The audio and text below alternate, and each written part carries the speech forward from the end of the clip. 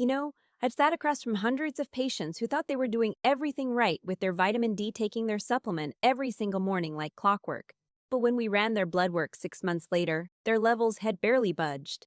And the frustration on their faces? It was heartbreaking. Because here's what almost nobody tells you: it's not about whether you're taking vitamin D, it's about how you're taking it. And this one mistake might be why you're still feeling tired, achy, or just... I'm speaking to you today from what I consider my second home, this hospital setting where I've spent years working with patients navigating nutrition, supplements, and preventive health. And I want to share something with you that's backed by research but somehow gets lost in all the supplement noise out there. This isn't about selling you anything or creating panic. This is about one simple mistake that research suggests could be undermining your entire vitamin D strategy and what you can do differently. Here's what I've noticed over the years. Vitamin D has become something of a health darling. We all know we need it. We've read the articles about bone health, immune function, mood support. So we buy the bottle, we take the pill, and we assume we're covered. But studies indicate that a significant portion of people taking vitamin D supplements still have inadequate blood levels, not because vitamin D doesn't work, but because of how we're taking it. And this observation led me down a research rabbit hole that completely changed how I guide my patients. Let me share what the science shows us. Vitamin D is what's called a fat-soluble vitamin. Now, stay with me. Here, this matters more than you might think. Unlike vitamin C or the B vitamins, which dissolve in water and move through your body pretty quickly, vitamin D needs fat to be absorbed properly. It's like trying to mix oil and water without the right conditions. They just don't come together. Research published in multiple nutrition journals has demonstrated something fascinating. When people take vitamin D with a fat-containing meal, their absorption can increase significantly compared to taking it on an empty stomach or with just water. We're talking about absorption differences that, in some studies, ranged from 30% to over 50% better absorption when taken with fat. But here's the kicker. Most people pop their vitamin D first thing in the morning with a glass of water and call it done. Think about that for a moment. You could be taking your supplement faithfully, spending your money, building a healthy habit, but only absorbing a fraction of what you're actually swallowing. Let me tell you about Margaret, not her real name, but a very real person I worked with about 2 years ago. Margaret was 58, and she came to me feeling exhausted all the time. She dragged herself through her days, struggling with joint discomfort, and just felt like she was aging faster than she should be. Her previous doctor had checked her vitamin D levels and found them low, around 18 nanograms per milliliter, when we generally want to see levels above 30. So Margaret did what any responsible patient would do. She bought a good quality vitamin D supplement, D3, which is the preferred form. She set a reminder on her phone.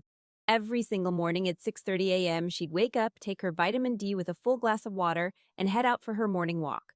She did this religiously for 8 months. When we retested her levels, she was crushed. She'd only climbed to 22, still deficient. She looked at me and said, "What am I doing wrong? I never miss a day." That's when I asked her the question that changed everything. "Margaret, what are you eating when you take this?" "Nothing," she said. "I take it right when I wake up. Then I eat breakfast after my walk, around 8 o'clock. And there it was."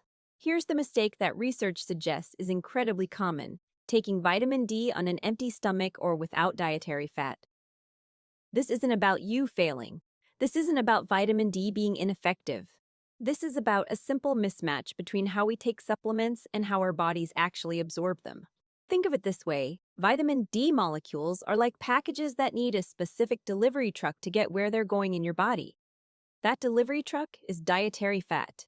When you take vitamin D without fat, it's like sending those packages without the right vehicle. Some might get through, but many won't make it to their destination. The research on this is actually quite clear. Studies have shown that vitamin D absorption depends on the presence of bile acids and micelles in your digestive system, both of which are triggered when you eat fat. Without fat in your meal, your body simply can't create the right environment for vitamin D to be absorbed efficiently through your intestinal wall and into your bloodstream.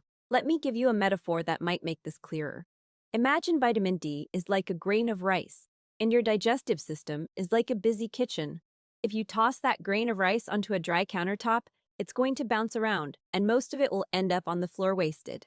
But if you put that rice in a pot with the right amount of oil or butter, It absorbs into the dish, becomes part of the meal, and delivers its nutrition exactly where you need it. That's essentially what's happening in your body. The vitamin D pill by itself, in a watery environment without fat, just doesn't have what it needs to bind and be absorbed. But introduce some healthy fats, whether it's from avocado, nuts, olive oil, eggs, cheese, or even whole milk, and suddenly you're creating the ideal conditions for absorption. You're not changing the vitamin D. You're just giving it the environment it needs to work. Now, you might be wondering, if this is so important, why didn't I know about it? Why doesn't the bottle tell me this? That's a great question. And honestly, it frustrates me too. Here's what I've observed. Supplement labels are regulated to include certain information, dosage, ingredients, warnings. But they're not always great at explaining the nuances of absorption. Some bottles will say take with food, but they don't explain why, and many people interpret with food as just having a glass of water with breakfast later. Additionally, the research on fat-soluble vitamins and absorption optimization tends to live in scientific journals that most people never see. It's not dramatic news, there's no flashy headline. It's just quiet, solid science that shows taking vitamin D with fat significantly improves bioavailability. And let's be honest, our culture loves convenience. We like the idea of lining up all our supplements, taking them quickly with water, and moving on with our day. It feels efficient. But efficiency doesn't always equal effectiveness.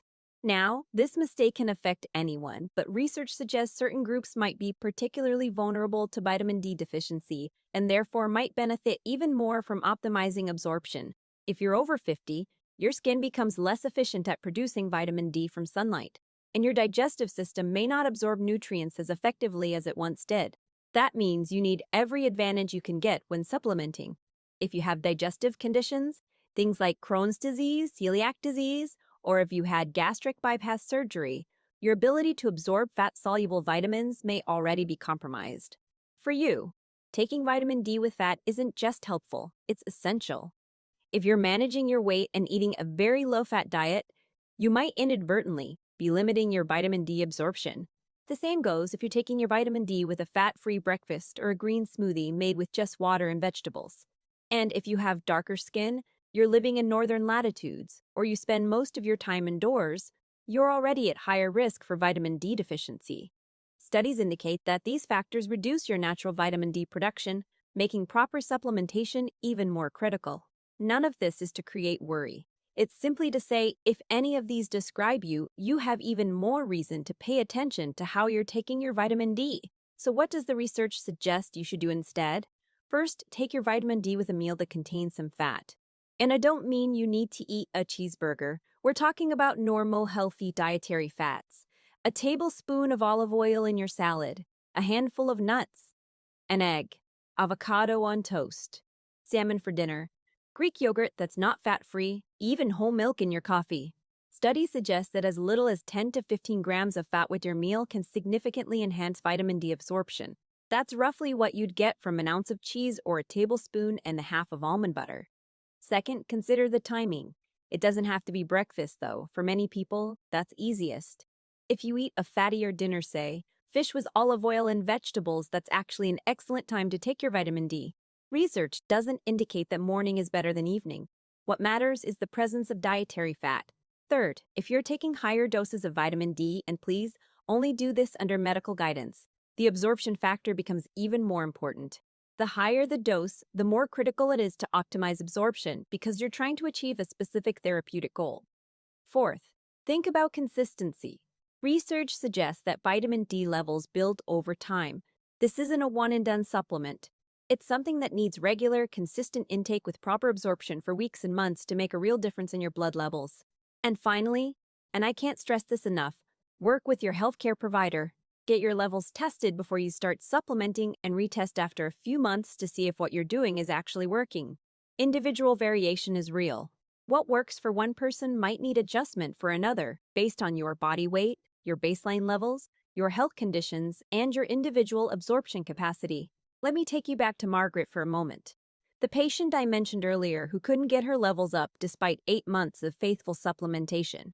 After we talked about the fat-soluble vitamin issue, I suggested something simple. Take your vitamin D with breakfast instead of before your walk. And make sure that breakfast has some fat in it.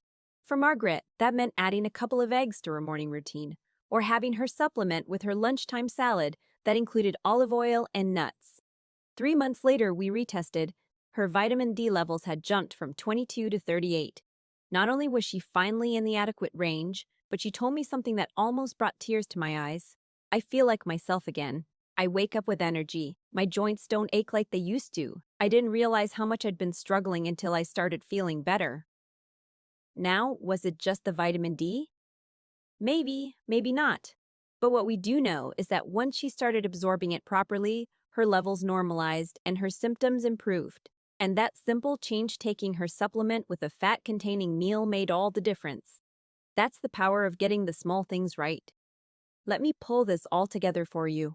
The core mistake that research suggests many people make with vitamin D: taking it on an empty stomach or without dietary fat, which significantly reduces absorption. The science: vitamin D is fat soluble, meaning it needs fat to be properly absorbed in your digestive system. The solution: take your vitamin D supplement with a meal or snack that contains healthy fats: eggs, nuts, avocado, olive oil, fatty fish, cheese, or whole-fat dairy.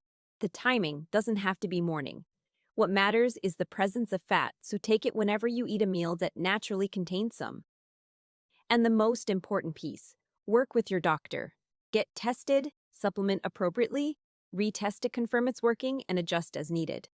This isn't complicated medicine. It's not a miracle cure. It's just basic nutritional science applied practically. Here's what I want you to take away from this conversation. If you've been struggling with low vitamin D despite taking supplements, you're not broken. Your supplement isn't necessarily bad. You may have just been missing one simple piece of the absorption puzzle. Research gives us tools to optimize our health, but only when we understand how to use them properly. And that's what I hope this information does for you. It empowers you to make a small, evidence-based change that could have a meaningful impact on how you feel. Your energy, your bone health, your immune function, your mood — these things matter. They affect your quality of life every single day. And if something as simple as taking your vitamin D with your morning eggs or your lunchtime salad could help you feel more like yourself again, isn't that worth trying? You deserve to feel well. You deserve to have your efforts pay off. And now you have one more tool to help make that happen. I'd love to hear from you in the comments. Have you been taking vitamin D? How do you usually take it? And if you try this fat-soluble approach, let me know if you notice a difference when you get retested. If you found this helpful, consider subscribing to the channel. I'm here to break down research-based health information in ways that actually make sense for real life, not just in theory. And remember, small changes, done consistently, can lead to meaningful improvements in how you feel. This is one of those changes. Take care of yourself. You're worth it.